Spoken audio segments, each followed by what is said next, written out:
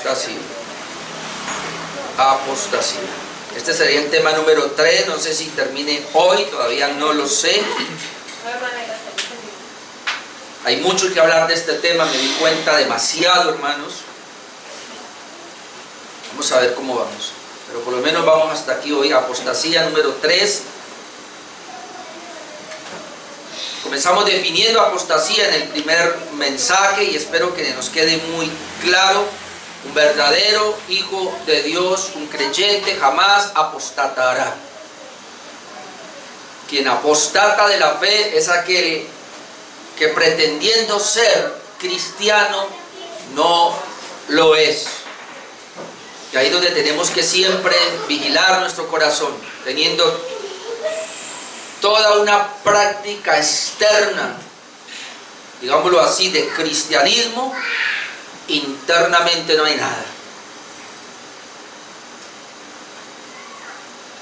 Hay un dicho que dice que aunque, ¿cómo que es? Aunque el mono se vista de la seda. mona que dice ¿La qué? aunque la mona. Ah, la mona, la monja. La mona. La mona. Ah, no es el mono. Aunque la mona se vista de seda, mona se queda. En otras palabras, no es lo que hagamos externamente, es lo que hay internamente. Por eso la Biblia dice, Proverbios, sobre toda cosa guardada, guarda tu corazón. Y hermano, cada vez más y más hay que vigilar el corazón nuestro, y por eso nos dejó su bendita palabra. Hoy quiero hablar acerca de ejemplos de apostasía en la Biblia, ya que nosotros tocábamos una introducción y definíamos que un creyente jamás apostata, pero hace 8 días veíamos los días de Noé. Y yo terminé leyendo algo y quiero, a manera de introducción de hoy, volver a leerlo. Hace 8 días en el tema, a manera de conclusión lo leí, ahora a manera de introducción, porque esto es impresionante de un autor, no recuerdo el nombre ahora, pero él escribió lo siguiente, así vea: hace 150 años empezó un malvado engaño, el cual creció en magnitud hasta que hizo cortocircuito en el avivamiento y causó que las conversiones se volvieran una cosa rara entre los evangélicos. Él dice, hoy vivimos el resultado. Nuestras iglesias son liberales, carismáticas o están muertas. Nuestra gente proclama ser renacida y a la vez falta a la iglesia, se divorcia, baila, comete fornicación, aborta a sus bebés. Un número creciente de pastores, y esto es fuerte, comete adulterio, mientras que nuestra juventud se pone salvaje. La monstruosa apostasía que nos rodea es el resultado directo de una transición teológica que tuvo lugar en el siglo XIX, es decir, un cambio de la conversión al decisionismo. Y está hablando, obviamente tengo todo un texto sobre esa parte de Carlos Finney, quien fue el que hizo eso, un evangelista del siglo XIX, y ahí comenzó todo. Es decir, luego usted conoció ya en el siglo XX al gran evangelista Billy Graham y por ahí otros, y todos ellos siempre, y cuando llegó al evangelio, usted conoció el evangelio, yo conocí el evangelio, entramos a la iglesia con el famoso decisionismo, es decir, predican, cuántos quieren aceptar a Cristo, pasen adelante y aparece la famosa oración de fe. El decisionismo, hermanos, fue la apertura para la gran apostasía en las iglesias de nuestros días, porque la gente ya no se preocupó por una verdadera conversión, es decir, los pastores ya no se preocuparon porque los hermanos realmente o las personas que vienen estén convertidas genuinamente, sino que se basaron en una decisión. Y usted es una hija de Dios. Cuando alguien duda en las iglesias de ser cristiano, dice, pero venga, luego usted no hizo una oración de fe. Sí, claro, ¿cuándo la hizo? Uy, en tal parte. Ah, bueno, entonces usted ya es un hijo de Dios. Y sacan un texto fuera de contexto, porque el que confesare con su boca será salvo. Pero se olvidan que el mismo texto dice, el que creyere con el corazón. Y cuando dice que el que confesare con su boca, de ahí salió el decisionismo, es decir, ayudando a las personas a que confesaran con su boca. dándoles una oración modelo, diciéndole repita conmigo esta oración, o tratando de forzar una oración que la gente hizo, que usted hizo, que yo hice, sin haber creído lo que yo decía. Es decir, el decisionismo es una hipocresía, porque esforzar a una persona a que haga una decisión que ella no ha creído todavía porque no conoce, y luego montarse en ese caballito y la gente ir por el mundo y decir yo no volví a esa iglesia, pero usted ya hizo una decisión de fe, no, usted es salvo. Qué terrible, ¿no? Entonces mucha gente en el mundo, apartados de la iglesia, creen que son salvos porque hicieron una decisión de fe, o están dentro de una iglesia y se creen salvos sencillamente porque hicieron una decisión de fe. No, hermanos, el problema de la apostasía es que no hay conversión. El Señor llamó a convertir. Mire que cuando Él dice en Mateo 28, ir por todo el mundo, y Él dijo, haced discípulos. Él no dijo hacer conversiones, hacer discípulos. Y eso de hacer discípulos, hermano, es un proceso que va a durar toda la vida. Y el discípulo comienza con una regeneración en el corazón, con un nuevo nacimiento. Y el Evangelio produce, Dios debe producir a través del Evangelio ese nuevo nacimiento. Es decir, yo no debo forzar nada. Quiero decirle algo, hermanos, y otra vez, cada día aprendo más. Sé que aquí ha venido gente, que usted sabe, y algunos ya llevan como 2 meses que no vienen por acá y usted no los ve. Y usted me preguntará, ¿los ha llamado 1 o 2 veces de pronto? Y lo siguió insistiendo, no. ¿Por qué? Porque yo no voy a forzar, hermano, a las personas. Es decir, si alguien viene a la iglesia por 1 o 2 meses, hasta 1 año y se van, dependiendo la persona, obviamente le hago la llamada o se le visitará, dependiendo la persona. Si es una persona que tiene pleno conocimiento, yo ni la llamo. ¿Pero por qué? Porque yo no voy a forzar, yo no voy porque cuando yo llamo, hermanos, al domingo vienen y no vuelven. Y si vuelvo a llamar, vuelven. Y yo estoy forzando eso. Hermano, lo que voy a hablar hoy es muy fundamental en esto. Un creyente, un nacido de nuevo, un regenerado que jamás va a apostatar, siempre le hará falta la iglesia, siempre le hará falta el culto. Él va a hacer todo lo posible por venir, así nadie me llame, nadie me visite, así me abandonen todo mundo, así hablen de mí, digan lo que quieran, yo estoy ahí porque es mi iglesia, que es del Señor, y yo pertenezco a ella. Amén. Además, yo aprendí hace mucho rato, yo no estoy trayendo gente para un lugar, sino para el reino de los cielos. Amén. Ningún problema. Así que ore, yo oro por ellos, Señor. Mira a Julano, Padre, que hace rato no viene. Mira, Señor amado, ¿qué pasa? ¿Será que lo llamo o no lo llamo? Bueno, lo llamo, le digo 2 o 3 cosas, dependiendo cómo me conteste. A veces hay gente que es muy agresiva, uno le llama. Y esta semana me sentí así con alguien, no voy a decir quién, pero me sentí así como que me estás vigilando.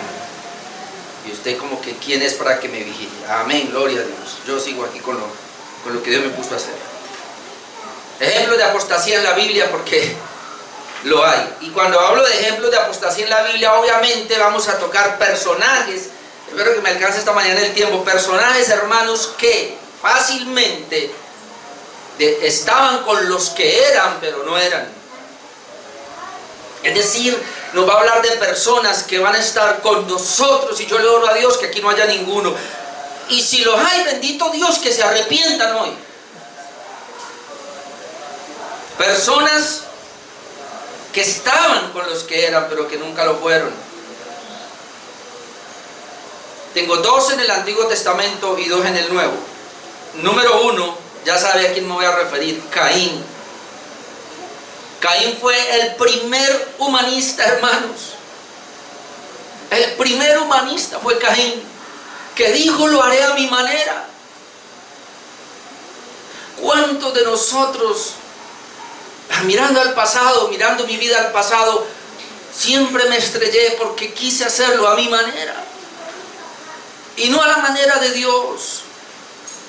Un creyente va a trabajar esta área de su vida, va a entender lo que Jesús le dijo. Quiere seguirme, tiene que negarse a sí mismo. Cuando se niega a sí mismo, entonces está presto para escuchar mi voz y hacer mi voluntad, es decir, a la manera de Dios. Pero cuando yo no escucho la voz de Dios, o hay en mí algo de rebelión, hermano, pues entonces lo haré a mi manera. Voy a leer la historia o el acontecimiento en Génesis capítulo 4, versículo 1. A mí me llama la atención. Mire lo que dice. Génesis 4:1. Conoció Adán a su mujer Eva, la cual concibió y dio a luz a Caín. Ahí está Caín. Y dijo, por voluntad de Jehová he adquirido varón. Caín fue la voluntad de Dios.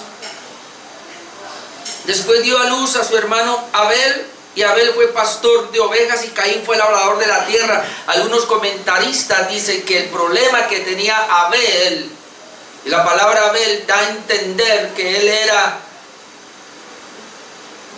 ¿cómo decirlo? Un poco torpe, hermano.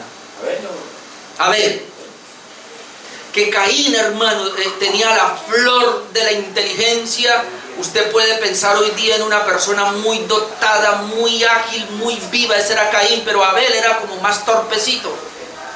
Y esa es la razón por la cual vemos que él se va a pastorear ovejas. ¿Y por qué el Señor me puso a pastorear a mí ovejas, las ovejas del Señor? Por lo torpe.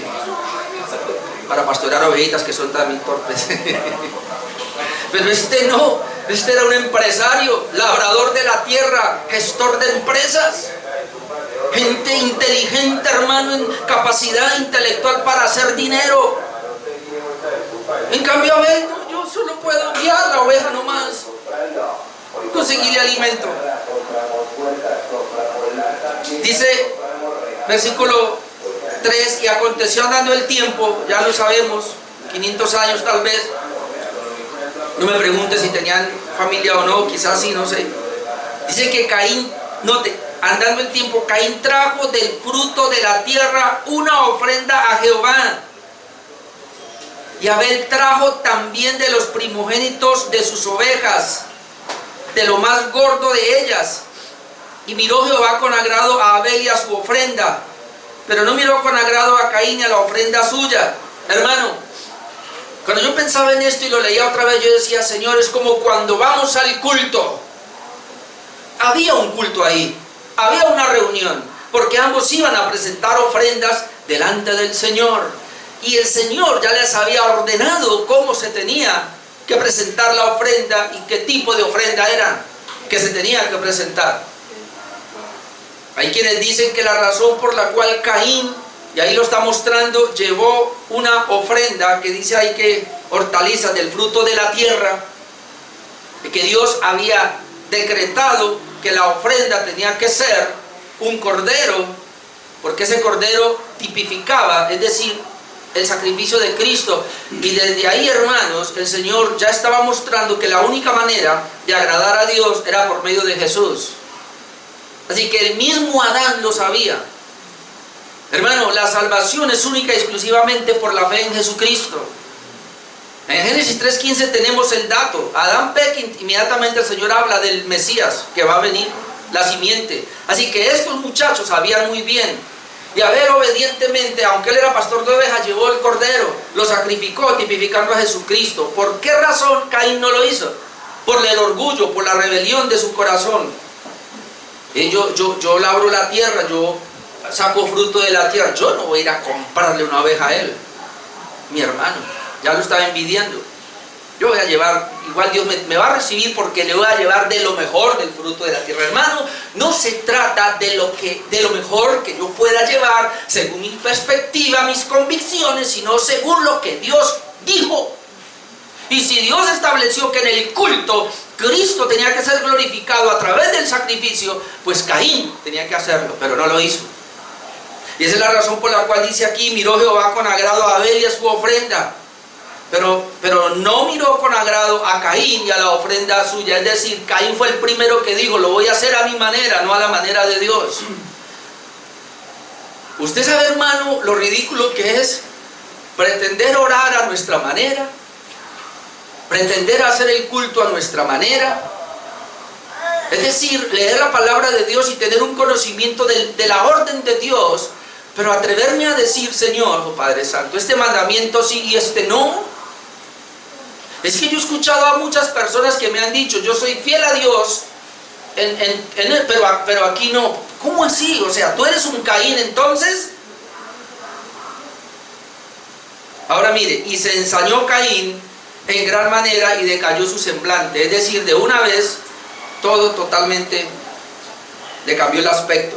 Verso 6, entonces Jehová dijo a Caín, ¿por qué te has ensañado y por qué ha decaído tu semblante? Nota que lo que el Señor le dice, si bien hicieres, no serías enaltecido. Caín no hacía bien, lo mostró. Pero ¿cuál es el punto que quiero tratar acá, hermano? Caín, pues usted me diga que no, y no importa, pero mi percepción es que yo lo veo yendo a la iglesia a adorar a Dios. Es decir, él estuvo con Abel, con sus padres, que hacían parte, porque yo creo que Adán fue salvo, y Eva también, y Abel, aunque fue asesinado, Caín no. Es decir, Caín estuvo con la familia de los que adoraban, de unos adoradores, pero él no fue. Estuvo con ellos, pero hizo las cosas a su manera. De ahí usted ve que se levantó y mató a su hermano y después usted sigue leyendo. No verá allá, pero quiero que la referencia que tienen de Hebreos 11:4 acerca de Abel. Y ahí da la razón por qué dice que Abel por la fe ofreció a Dios más excelente sacrificio que Caín. Y ahí yo ya veo algo.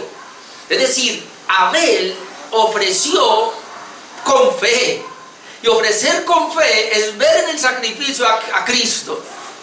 Pero dice que, y si dice que ofreció un excelente sacrificio por encima del de Caín, usted ya puede percibir entonces que a Caín le faltó fe. Y cuando yo pensaba en eso, yo decía, este no era regenerado.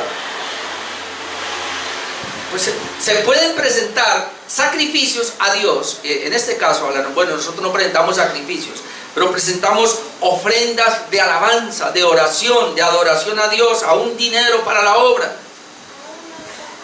Pero lo estoy haciendo a la manera de Dios, o lo estoy haciendo a mi manera. Voy a poner aquí y yo sé que va a ser polémico lo que voy a decir. ¿Quién dijo que el dar dinero para la obra era voluntario? Ahí se me, yo sé que esto va a ser polémico. Yo reto a cualquier persona que me diga que la Biblia dice que dé voluntariamente, y cuando usted encuentre en la Biblia era una ofrenda voluntaria que se recogía para ayudar a las iglesias de Jerusalén, nunca fue para el culto. Para el culto el Señor siempre estableció en el antiguo pacto el 10%.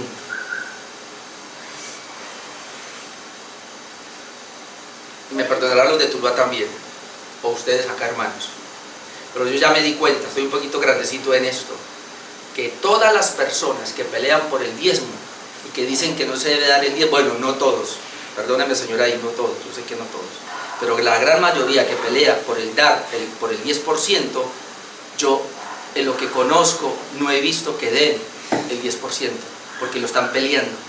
Son muy pocos los que dicen, yo siempre he dicho, el 10% es la mínima parte que una persona pudiera dar en el nuevo pacto. Es decir, hay una medida. Es decir, ¿quién le dijo a usted? Y yo voy a decir esto, se lo oí a un pastor muy respetado. ¿Quién le dijo a usted que cuando venimos a la iglesia el Señor nos deja en libertad, y más con nuestro dinero cuando sabe que su corazón es avaricioso, y nos deja en libertad para dar? El Señor tiene que poner un límite. Usted pensó que con Dios es libre. Libre en el sentido de que ya no estamos bajo maldición.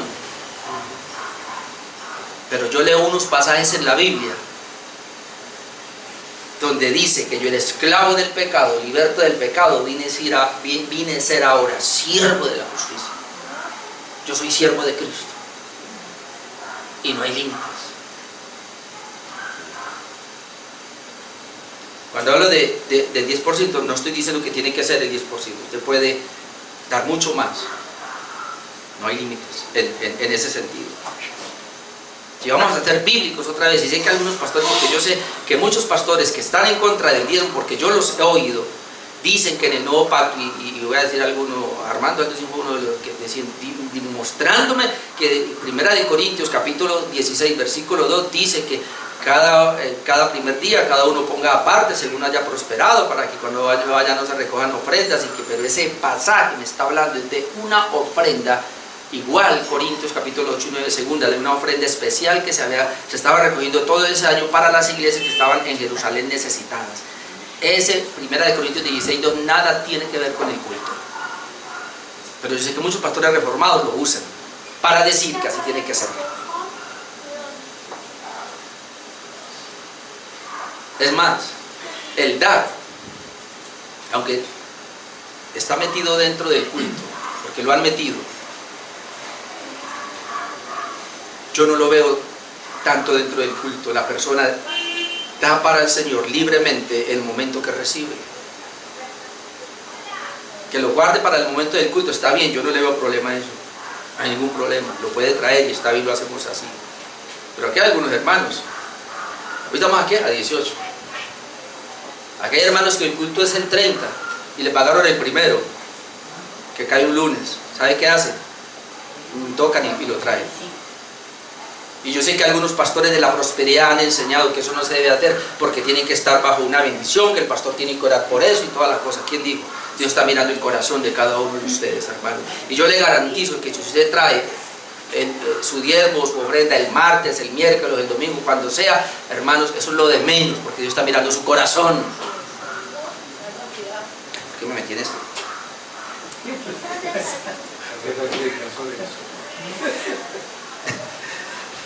Por la ofrenda de Caín. Que a veces me meto y me voy, pero es que, bueno. Mire, ¿quién era Caín? Mire, hermanos. Primera de Juan 3:10. Leamos ese porque. Primera de Juan 3:10.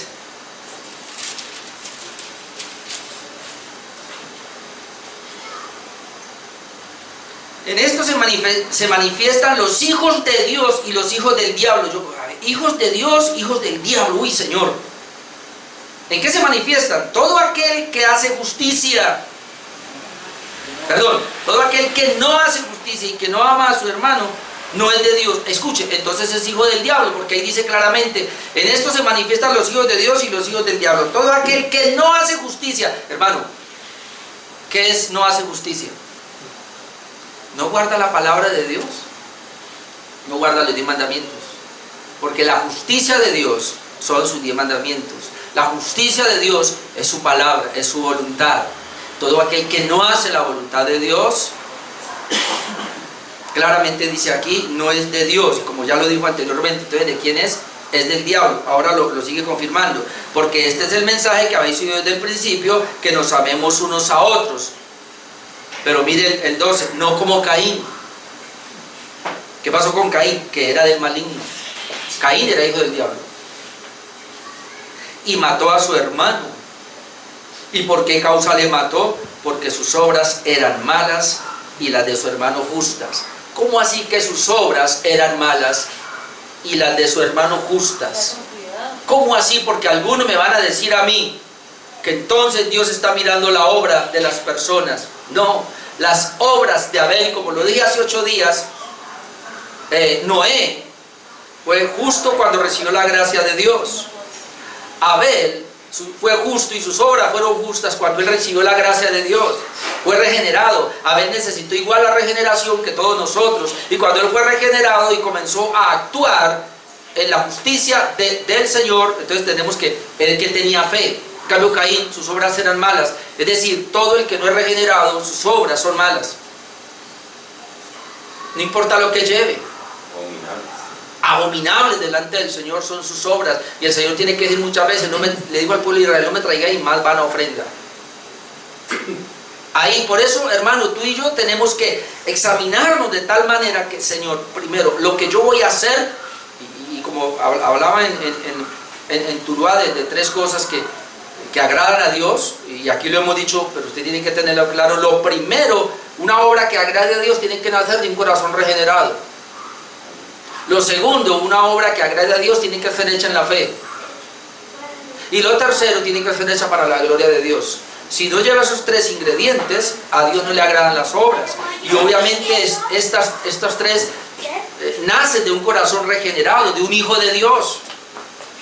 Así que esa fue la razón por la cual Caín, cuando ofrece, no tenía estas tres cosas porque no era regenerado.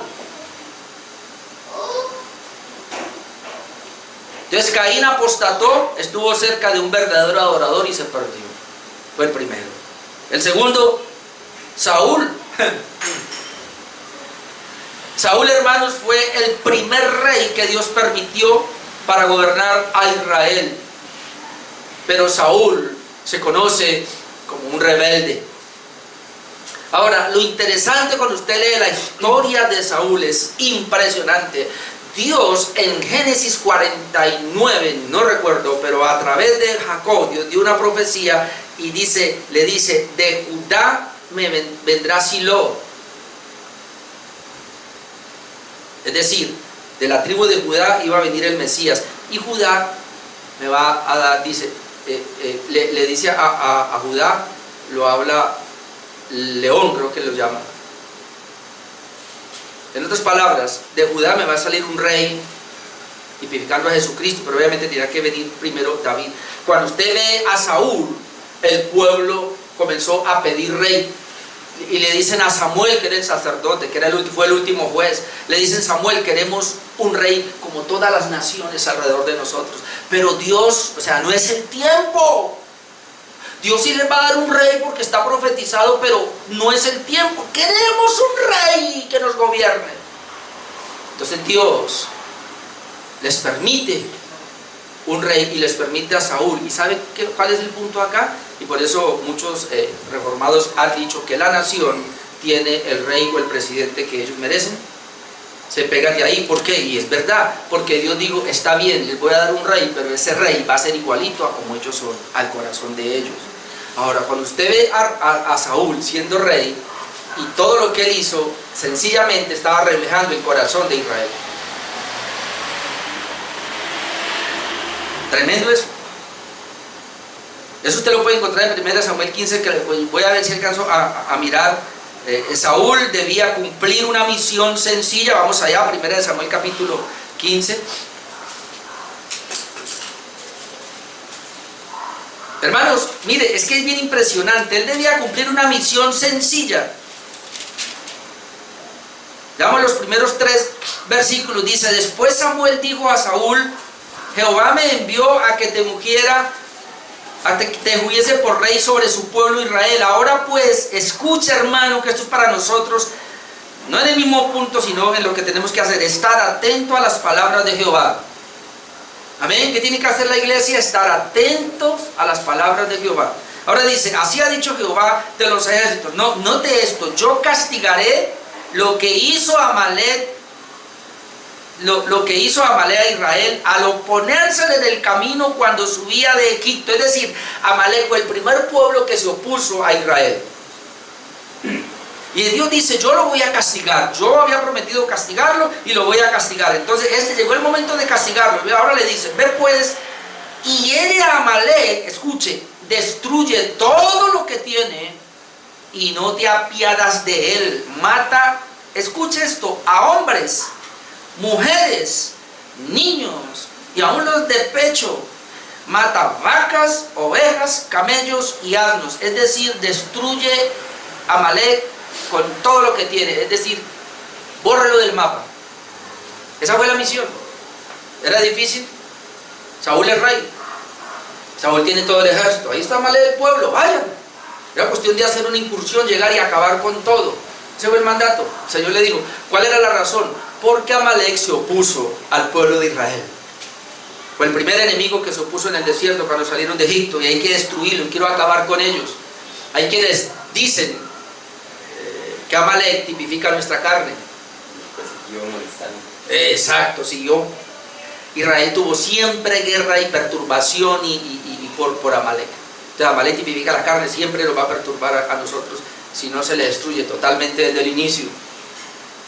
Y esa es la idea. Ahora, Saúl no obedece.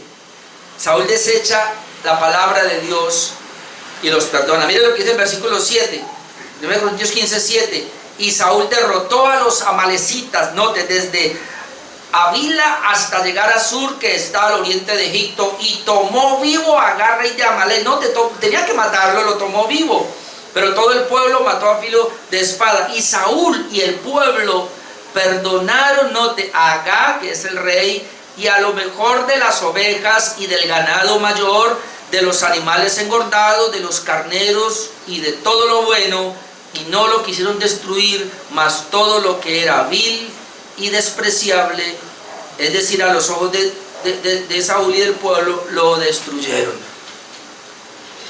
La orden del Señor es destruir todo. Ellos dijeron, no, al rey de pronto le vamos a sacar, de pronto tiene una guaca, qué sé yo, por ahí, no, una cuenta bancaria, qué sé yo, y hay que, como dicen hoy día, ¿cómo es que dice? Vamos a maltratarlo hasta que nos diga dónde está. No sé, para algo lo sacó y perdonó lo mejor del ganado, de todo. No, esto no. Cuando iban a destruir, no, ese toro tan bonito, ¿quién lo va a matar?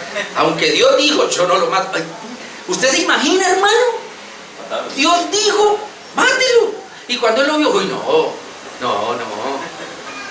Así somos nosotros. Cuando tomamos la palabra de Dios y decimos este mandamiento así, no, mi carne no aguanta, no. Mi carne necesita todavía actividad con este mandamiento y no lo voy a obedecer por eso. Sigamos leyendo. Dios le dice a Samuel que le pesa haber puesto por Saúl, precisamente por eso, versículos 10 y 11, dice, y vino palabra de Jehová a Samuel diciendo, vea, me pesa haber puesto por rey a Saúl porque se ha vuelto de en pos de mí. Escuche, ese es el punto, ahí está la apostasía. Se ha vuelto de en pos de mí y no ha cumplido mis palabras. Y se pesadumbró Saúl y clamó toda aquella noche. Pero cuando va a ser confrontado, Saúl pensaba que a Dios se le podía obedecer parcialmente. Hermano, mire, le voy a leer esto porque es impresionante. Desde el versículo 13 leamos, dice, vino pues Samuel a Saúl y Saúl le dijo, bendito seas tú de Jehová, yo he cumplido la palabra de Jehová. No, hermano, cuando usted lee eso dice, a ver, ¿verdad que la cumplió? Es que hay personas que creen que porque de los 10 mandamientos cumplen 2 o 3 ya la cumplió, o de pronto cumplió 9 y ya. Hermano, cumplir la palabra de Dios es toda. Ahora usted entiende por qué Jesús, nuestro sustituto, Él cumplió todo, nosotros no. Pero entonces miren la apostasía, ¿por qué fue? Versículo 14, Samuel entonces dijo, pues, cuando él dice que le he cumplido todo, he cumplido la palabra de Jehová, Samuel entonces dijo, pues qué válido de ovejas y bramidos y de vacas es este que oigo con mis oídos. Es decir, hermano, ¿cómo yo voy a decir, ay, Padre Santo, que soy un verdadero creyente si el válido del pecado está en mí? Y toda la gente lo sabe.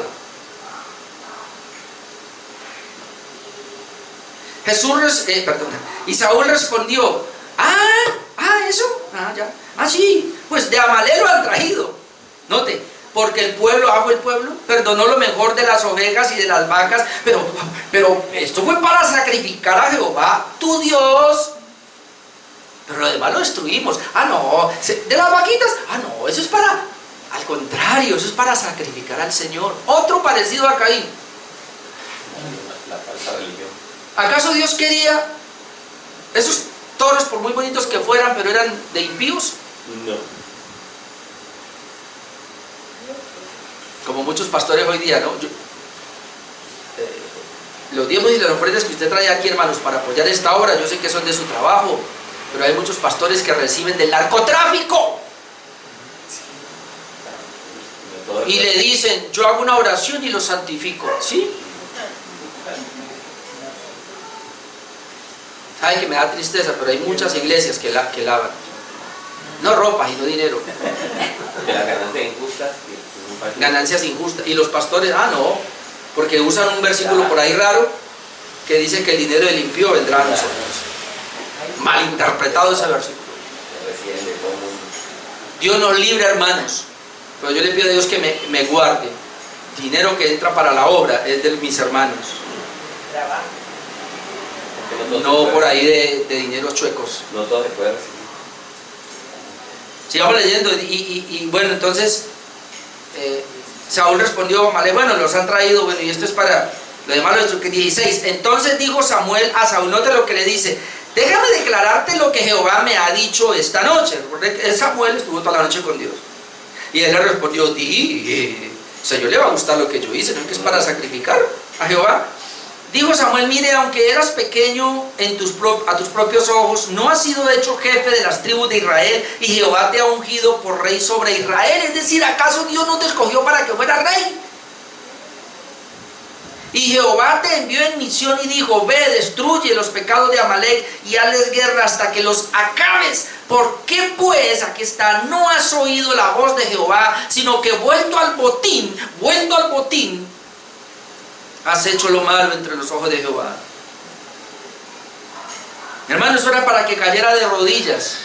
Y él dice, y Saúl respondió a Samuel, antes bien he obedecido la voz de Jehová, y fui a la misión que Jehová me envió, y he traído a Agag, rey de Amalek, y he destruido a los amalecitas. Mas el pueblo tomó del botín ovejas y vacas, las primicias del anatema. ¿Acaso la Biblia no habla que le traiga las primicias a Dios? Pues ahí se las trae. Y esto es para ofrecer sacrificios a Jehová tu Dios en Gilgal. Vuelve otra vez a decir lo mismo. Es decir, yo no hice malo, yo obedecí. Entonces Samuel tiene que contestarle el versículo 22. Se complace Jehová tanto en los holocaustos y víctimas como en que se obedezca a las palabras de Jehová. Note, ciertamente el obedecer es mejor que los sacrificios, y el prestar atención que la grosura de los carneros. Y mire lo que le dice acá, porque como pecado de adivinación es la rebelión. Es decir, tú eres un rebelde y tú estás actuando igualito que los adivinos, que no me buscan a mí, sino al mismo diablo. Y como ídolos e idolatría, la obstinación. Tú eres un obstinado, rebelde, desobediente, y eso delante de Dios es idolatría. Yo no sé si usted le ha puesto cuidado a esto, hermano, pero yo me asusto, porque cuando él dice aquí que como ídolos o idolatría es la obstinación, porque ¿cuál es la obstinación, hermano?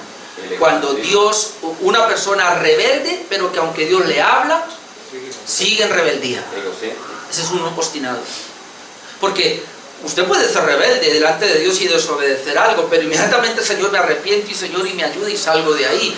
Pero cuando Dios me habla a mí y yo, sí, y sigo otra vez, hasta que llega un momento donde, ya, pare con eso,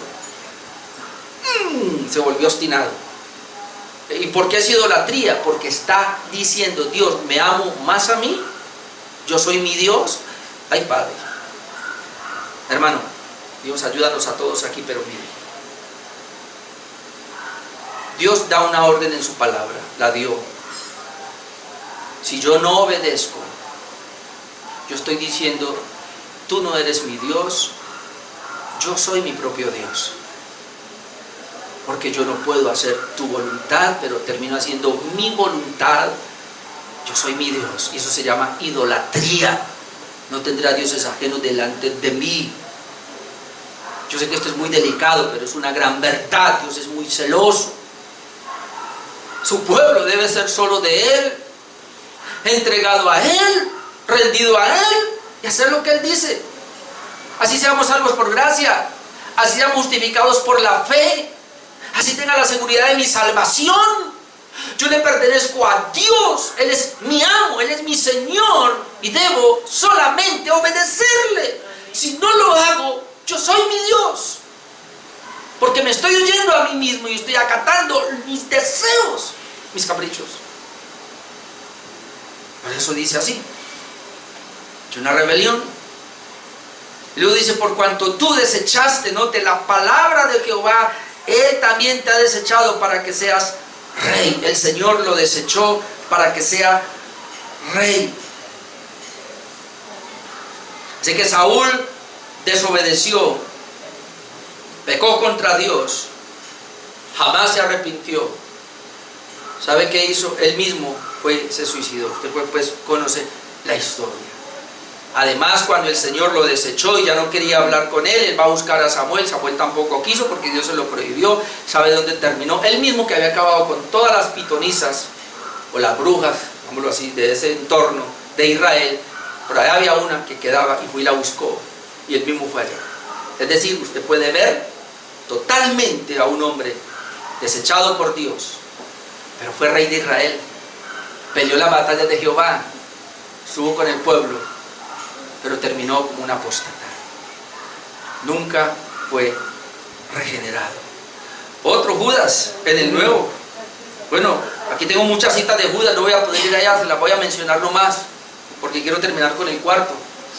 En el Nuevo Testamento pasamos a Judas, otro apóstata. Judas gozó de uno de los mayores privilegios, ser discípulo de Jesús. Hermano, naturalmente aquí, qué privilegio tan grande, ser discípulo de Jesús.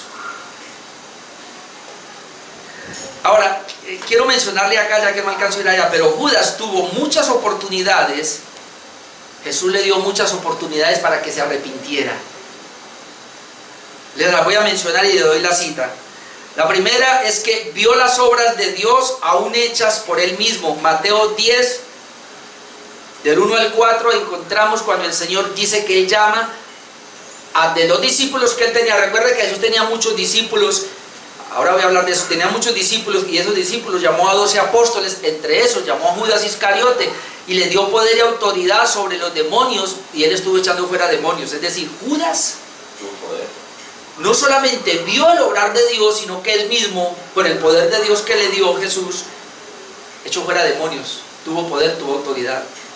Y eso es lo que muchos se asustan. Por esta razón es que muchos dicen que la salvación se pierde. No, no es que se pierda. Ahora vamos a ver que él no era del grupo. Estaba con el grupo, pero no era del grupo. Dios lo permitió. Otra oportunidad. Él siendo ladrón, el Señor le entrega la tesorería. Escuche, el Señor que los conoce a los 12, el Señor conocía a los 12 y él sabía que Judas era ladrón. ¿Por qué le da la tesorería a Judas? Yo no lo haría. Pero ¿sabe? Yo estoy pensando, ¿por qué lo hizo? Claro, el Señor quería que él, teniendo la bolsa, le estaba dando la oportunidad para que se arrepintiera. ¿Usted cree que el Señor no sabía cuando él robaba? La Biblia dice que él sustraía de la bolsa. Y cada vez que él sustraía, el Señor tal vez lo miraba y él, al darse cuenta que estaba con los 12 y que él robaba, hermano, era oportunidad. Dios le estaba mostrando su corazón para que se arrepintiera. Cuando Dios, y ojalá entendamos esto, hermanos, cuando Dios te permite caer en un pecado, Dios o me permite caer en un pecado, Dios me está dando la oportunidad para que me arrepienta. Amén. Ese es el amor de Dios, es la gracia de Dios. Pero la despreció. Otro punto. Jesús se refiere a Judas como quien no estaba limpio. Juan 13, usted lo puede leer del 10 al 11 y luego en el 18 Jesús le está lavando los pies a los discípulos. Pedro dice, no me lavarás. El Señor le dice, bueno, si no te lavo, no tendrás parte conmigo. Señor, no me laves solo los pies sino todo, dice Pedro como exagerado. El Señor le dice, mira Pedrito, el que está limpio no necesita sino lavarse los pies. Y todos ustedes están limpios, dice, aunque algunos no, aunque no todos. Y dice la Escritura, porque el Señor sabía que Judas Iscariote era el traidor y que lo iba a entregar. Otra oportunidad que le da. En Juan 13, 21 al 30, usted puede leerlo. O no, vamos ahí, ese meme. Juan 13. Mire la oportunidad que le da acá. Versículo 21. Juan 13, 21.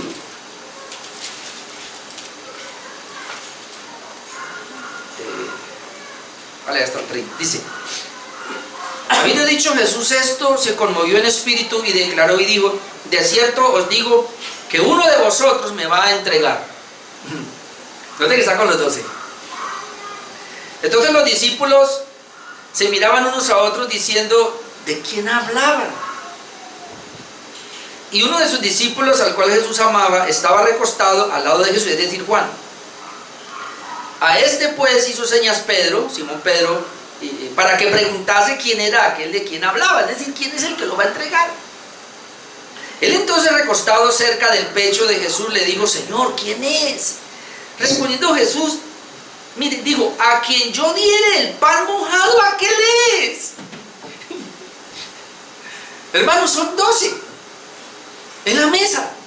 Jesús dice: ¿quién es el que me va a entregar? Porque él dice: uno de ustedes me va a entregar, todos seré yo, seré yo. En otro, creo que en Mateo, el mismo Judas dice: soy yo, Señor. Pero mire lo que dice el Señor: a quien yo diere el pan mojado, aquel es. Y note, y mojando el pan, lo dio a Judas Iscariote, hijo de Simón. O sea, hermano, más claro no puede ser. El Señor le está diciendo: tú eres el traidor. Está dando la oportunidad para que se arrepienta. Después del bocado, note, Satanás entró en él. Entonces Jesús le dijo: lo que vas a hacer, hazlo más pronto. Mire, dice: pero ninguno de los que estaban en la mesa entendió por qué le dijo esto. Porque algunos pensaban, puesto que Judas tenía la bolsa, que Jesús le decía: compra lo que necesitemos para la fiesta, o que dice algo a los pobres. Cuando él pues hubo tomado el bocado, luego salió y ya era de noche. Es decir, él ya había planeado cómo entregarlo y se fue a entregar a Jesús. ¿Dónde más le dio oportunidad? Jesús le dio oportunidad hasta el último momento. Usted después va a leer Mateo 26, 45 hasta el 50. Dicen que el Señor termina de orar, es interesante. Le dice a los discípulos que oren, que le ayuden a orar. Pero cuando yo estoy mirando eso, comparo acá, el único que no estaba orando era Judas, porque Judas había ido a traer la turba para entregar a Jesús. Cuando termina de orar en el Getsemaní, aparece una multitud de soldados con Judas. Y él les había dicho: al que yo besare, ese es. Y va y coge a Jesús y lo abraza y lo besa. Le dio un beso a Jesús. ¿Sabes Jesús qué le dice? Amigo, con un beso me traicionas. Le dijo: amigo. Hermano, yo pensaba, dije, al traidor le dijo amigo, era para que él hubiera caído de rodillas ahí y se arrepintiera. Si él se hubiera arrepentido, hermanos, estoy seguro que el Señor lo perdona. Espere, no, porque él había elegido. Un momentico, hermanos, yo estoy hablando de la responsabilidad humana. Que no entremos a confundir aquí la soberanía de Dios y la responsabilidad humana, no las puedo mezclar. Jesús le dio la oportunidad llamándolo amigo para que se arrepintiera. Y aún todavía no. Judas fue un apóstata, aunque estuvo con ellos hasta el último momento. Y quiero ir a Juan capítulo 6. Juan capítulo 6. Versículo, porque este me conecta con el otro, así que bueno, quiero leer este. Juan 6:70. Juan 6:70 y 71. Jesús le respondió: ¿no os he escogido yo a vosotros los 12 y uno de vosotros es diablo? Hablaba de Judas Iscariote, hijo de Simón, porque este era el que le iba a entregar y era uno de los 12. Y usted va después, pero en Juan 17:12, cuando el Señor está orando, él dice: Señor, le dice Jesús al Padre, a los que me diste, yo los guardé, ninguno se perdió, salvo el hijo de perdición, para que se cumpliese la escritura. ¿Y cómo se perdió Judas? Usted después lo va a leer, no alcanzo a ir allá, pero Mateo 27, el 3 al 5, dice que cuando Jesús fue entregado, note, esa misma noche, Pedro está hablando con Jesús y le dice que no lo va a negar. Judas lo está entregando. Pedro promete no entregarlo. El Señor dice: me van a entregar Pedro. Pedro promete no entregarlo. Judas viene y lo entrega. Cuando lo entrega y se lo lleva a la turba, pasan dos cosas en esa misma noche. Pedro sale corriendo por acá, se va detrás de Jesús y 3 veces lo niega. Cuando Pedro lo niega 3 veces, La última vez Jesús lo miró. Dice que Pedro se fue y lloró amargamente. Pedro se fue y lloró porque había negado a Jesús. Judas lo entrega, se va también por acá. Cuando él se da cuenta también que ha sido entregado, va al templo y tira las monedas a los sacerdotes. Y él dice, pequé, o sea, entregué al Señor. Pero ¿sabe qué hizo? Pedro va y busca a Jesús, se arrepiente. Él tiene un remordimiento, pero tiene arrepentimiento, porque vuelve a Jesús. Judas tiene remordimiento, porque llorando, pero él en vez de venir a Jesús fue y se ahorcó. Si bien es cierto que el arrepentimiento genuino debe tener remordimiento, porque el remordimiento es yo he pecado, culpa mía, ese remordimiento, pero debe haber una acción, verdadero arrepentimiento, es que hay remordimiento, pero hay una acción de ir a la solución, que es Cristo. Pedro buscó la solución, aunque lo negó 3 veces, pero él se arrepintió genuinamente y por eso el Señor lo perdonó. Judas pudo haberse arrepentido, pero prefirió ir y quitarse la vida. Es decir, se fue al infierno. Yo creo que Judas es el personaje, hermanos, más impactante, porque estuvo con Jesús desde el principio hasta el final, pero no pudo arrepentirse. Aparece. Es tan tremendo esto que hay pastores que han dicho que el Señor lo perdonó y que fue al infierno y lo sacó. O sea, porque no aguantan, ellos no pueden decir, pero ¿cómo si estuvo ahí? No, sencillamente se perdió, se condenó, apostató, no se arrepintió, era uno de los 12, apostató. Esa es la apostasía, hermanos. Estoy mostrando el ejemplo de apostasía, pero mire, el último, estamos en Juan 6, quedémonos ahí. Algunos discípulos de Jesús apostataron en estos 5 minutos. Jesús confronta a los discípulos en el capítulo 6 de Juan y les está diciendo: yo soy el pan que descendió del cielo, el que come mi pan tiene vida, el que bebe mi sangre. Y yo les digo: pero ¿cómo voy a comer tu cuerpo? Voy a ser caníbal. Él no está hablando así, está hablando espiritualmente. Palabra. Coma mi pan y beba mi sangre. Cuando él dijo esto, Juan 6:59. Juan capítulo 6, versículo 59. Dice: estas cosas dijo en la sinagoga, enseñando en Capernaum. O sea, todo lo que él es el verdadero pan. Dice: al oírlas, muchos de sus discípulos dijeron: dura es esta palabra, ¿quién la puede oír?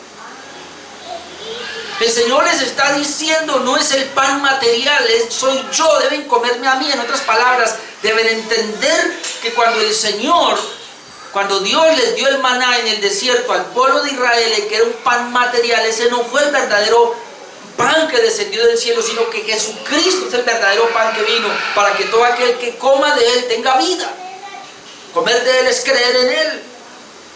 Y entonces cuando él predicó eso, como pasa hoy día, le dijeron: esta palabra es muy dura, ¿quién la puede oír?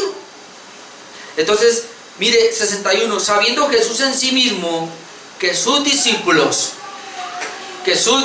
no los apóstoles son 12, salieron de los discípulos. Jesús tuvo más de 70 discípulos. Sabiendo Jesús que sus discípulos murmuraban de esto, les digo: ¿esto os ofende? Les dice: pues ¿qué si vierais al Hijo del Hombre subir a donde estaba primero? O sea, si les ofende que yo voy a dar mi vida por ustedes, entonces ¿cómo será cuando le vean que suba al cielo? ¿Le va a ofender más? Y luego le dice: el Espíritu es el que da vida. La carne para nada aprovecha. Las palabras que yo os he hablado son espíritu y son vida. El Señor nos está confrontando y les está diciendo: las palabras que yo les estoy diciendo, de que yo soy el pan que descendió del cielo, es lo que les da vida a ustedes. Esto les ofende. El 64, pero hay algunos de vosotros que no creen. Es decir, hermanos, de los discípulos estaban con él. Y el Señor dice: pero hay algunos de ustedes que no creen, porque Jesús sabía, y así será siempre, desde el principio, quiénes eran los que no creían y quién le había de entregar. Jesús sabía quiénes eran. Míreme, hermano, el Señor sabe en esta mañana, los que estamos aquí, quiénes son de Él. Perdóneme, yo no lo sé. Yo puedo afirmar por lo que puedo ver, pero yo veo las cosas externas. El Señor ve tu corazón. El Señor sabe si tú eres o no. Y tú también lo sabes. Tú lo sabes. Dice que el Señor sabía quiénes eran los que creían en Él. Y entonces 65, y dijo: por eso os he dicho, escuche, y esto fue lo que más los ofendió, por eso os he dicho que ninguno puede venir a mí si no le fuere dado del Padre. En otras palabras, la razón por la cual muchos de ustedes aquí, que son mis discípulos, no creen en mí, es porque el Padre no los envió. Todos, una bofetada de frente, una confrontación directa. Y entonces, 66, desde entonces, muchos de sus discípulos volvieron atrás y ya no andaban con Él. Yo por eso digo Juan 6:66, 666, el número del hombre, el número del humanismo, el número de la apostasía. Ya no andaban con Jesús, se apartaron, volvieron atrás, después de estar con Jesús, después de ser discípulos de Jesús, se fueron. Señor, yo te doy gracias porque a mí se me ha ido mucha gente y no son mis discípulos. Estos eran discípulos de Cristo y se le fueron. Hermanos, tienen al Salvador, tienen a la vida, al Señor, al Dios mismo en sus narices, y abandonarlo. Dígame, ¿para dónde se van? Por eso entonces mire lo que sigue diciendo, que esto es impactante. Mire lo que dice 67. Entonces Jesús dijo a los 12: porque cualquiera estaría, se me está yendo la gente. ¿Qué voy a hacer ahora? Jesús, ¿qué vas a hacer? Se te está yendo la gente. Predicador moderno, ¿no? Estás hablando muy duro. Estás compartiendo mucha doctrina fuerte. Se te está desocupando la iglesia. Vas a tener que cambiar el mensaje. Vas a tener que bajar, porque la gente se te va. Y entonces aquí está Jesús. Entonces, cuando la gente se le va, lo pego, 66. Desde entonces muchos de sus discípulos volvieron atrás y ya no andaban con Él. Esto es apostasía. Esto es apostasía. Digo entonces Jesús a los 12: ¿queréis acaso iros también vosotros? ¿Se quieren ir? La puerta está abierta. Y entonces, mire, hermanos, esta es la persuasión que tú y yo debemos tener. Le respondió Simón Pedro: Señor, ¿a quién iremos? Tú tienes palabras de vida eterna y nosotros hemos creído y conocemos que tú eres el Cristo, el Hijo del Dios viviente. Un hijo de Dios, uno que jamás apostatará, así vea que todos apostatan, va a tener esto siempre en su corazón como una persuasión: si me voy de Cristo, no tengo a dónde ir, porque Cristo es mi vida, porque Cristo lo es todo. Hermano, yo todos estos días con el tema de apostasía, esa ha sido mi oración: Señor, y si me quedo solo me iré contigo, porque tú eres mi vida. Estando yo muerto en delitos y pecados, me diste la vida. Yo sé que mi esposa no se va, pero si se va, Cristo es mi vida. Yo sé que mi mamá no se va, pero si se va, Cristo es mi vida. Mis hijas no se van, pero si se van, Cristo es mi vida. Y si se van ustedes, Cristo es mi vida. No tengo a dónde ir, hermano. Es una persuasión que debe haber en el corazón de cada uno de nosotros. Algunos aquí tienen familiares, y ore para que no hayan apostatado, que estén duros un poquito, que no sean apóstatas, pero hable de la apostasía, porque corren un riesgo, hermanos, peligro. Yo espero que estos ejemplos de apostasía en la Biblia, hay muchos más, pero hombre, quise traer estos, nos ayuden a ver que apostata alguien que ha estado muy cerca de los verdaderos creyentes. Ese es un apóstata. ¿Y por qué apostata? Porque nunca fue verdaderamente creyente, porque nunca fue verdaderamente regenerado, porque nunca nació de nuevo. Esa es la razón por la cual apostata. De lo contrario no lo haría, hermano. Amén. Aquí estamos, Señor, a pesar de todo, porque sabemos en quién hemos creído, amén, y Él nos ha dado vida eterna. Póngase de pie, mi hermano, esta mañana.